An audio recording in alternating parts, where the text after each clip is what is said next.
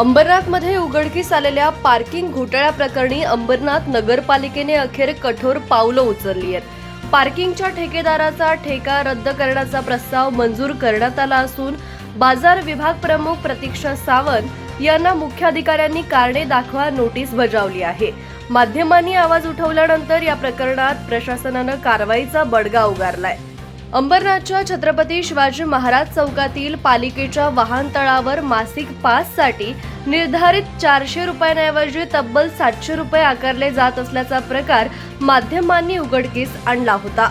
त्यानंतर ठेकेदाराने मासिक पास देणंच बंद करून केवळ दैनंदिन पावत्या देण्याचा प्रकार सुरू केल्याचंही समोर आलं होतं। या गंभीर प्रकाराची दखल घेत नगरपालिकेच्या बाजार विभागाने संबंधित ठेकेदाराचा ठेका रद्द करण्याचा प्रस्ताव मुख्याधिकाऱ्यांकडे सादर केलाय।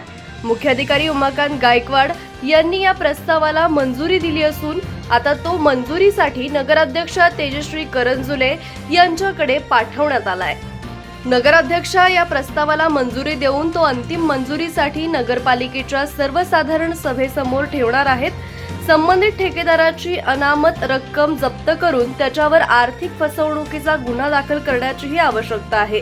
दरम्यान या प्रकरणात बाजार विभाग प्रमुख प्रतीक्षा सावंत यांनाही कारणे दाखवा नोटीस बजावण्यात आली आहे। त्यांच्या अखत्यारीतील विभागात अनेक महिन्यांपासून असा गंभीर प्रकार सुरू असताना त्याची माहिती विभाग प्रमुखांना कशी नव्हती याबाबत खुलासा सादर करण्याचे आदेश मुख्याधिकाऱ्यांनी दिले। समाधानकारक खुलासा न झाल्यास प्रतीक्षा सावंत यांच्यावर निलंबनासह अन्य शिस्तभंगाची कारवाई होण्याची शक्यता व्यक्त केली जाते। आम्हाला नागरिकांकडनं कंप्लेंट्स होत्या की ठेकेदारांकडनं 400 रुपयाऐवजी 700 रुपये घेतले जात आहेत।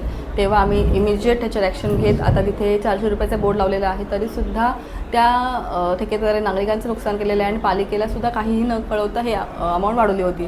त्या संदर्भात वारंवार नागरिकांच्या अजूनही कंप्लेंट्स आहेत आणि त्याच्यामुळे आपण आता त्याला ब्लॅकलिस्ट करण्यासाठीचं सीओनी गोषवारा दिलेला आहे माझ्याकडे आणि आता त्याला पण सीओची मंजुरी आलेली आहे ब्लॅकलिस्ट करण्याकरता। आणि आता मी सुद्धा हा प्रस्ताव आता सभेपुढे मंजूर करून ठेवणार आहे आणि सभेपुढे मंजूर केल्यानंतर सभेमध्ये जे निर्णय होईल तो अंतिम निर्णय असणार आहे। जेव्हा आम्हाला 700 रुपये घेतले जात आहेत तेव्हाच त्याला सांगितलं होतं की 400 रुपयेच घ्यायचे आहेत, परंतु त्यांनी मग त्याच्यामध्ये दुसरा पर्याय काढला की त्यांनी पास कमी द्यायचा हा पर्याय त्यांनी निवडला, परंतु हे सुद्धा आपल्याला चालणार नाही आहे। त्याच्यामुळेच आपण त्याला ब्लॅकलिस्ट करण्याचा निर्णय घेतलेला आहे आणि हाच निर्णय आता आम्ही महासभेपुढे ठेवणार आहोत आणि त्याच्यामध्ये ह्या सभेमध्ये जो निर्णय होईल त्याच्यावर कारवाई करण्याचा ती कारवाई केली जाईल।